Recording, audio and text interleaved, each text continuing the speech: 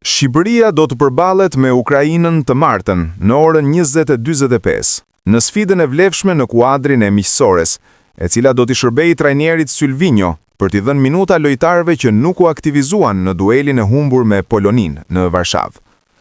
Kur na ndajnë më shumë se 48 orë nga kjo përballje, ju njohim me statistikat e të dyja skuadrave në përballje direkte, lojtarët më të vlerësuar, si dhe rekordet e trajnerëve përkatës.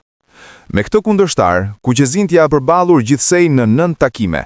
6 prej të cilave kanë përfunduar në favor të Ukrainës, 1 të Shqipërisë në kualifikueset e Ligës së Kombeve në grupin B dhe 1 tjetër e përfunduar në barazim. Një hendek i madh të cilin skuadra e Sylvinhos do të përpiqet ta ulë në takimin në Valencia.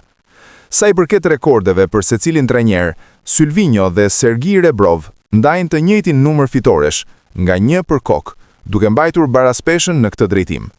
Sa kaq, edhe tek vlerat e lojtarëve, pritësit e këtij dueli janë dukshëm më lart, pasi në radhat e ukrainasve, ata mburren me Ilja Zabarni, vlera e të cilit në treg shkon në 45 milion euro, ndërsa më i vlerësuari tek organika shqiptare është Anis Mehmeti me 14 milion euro.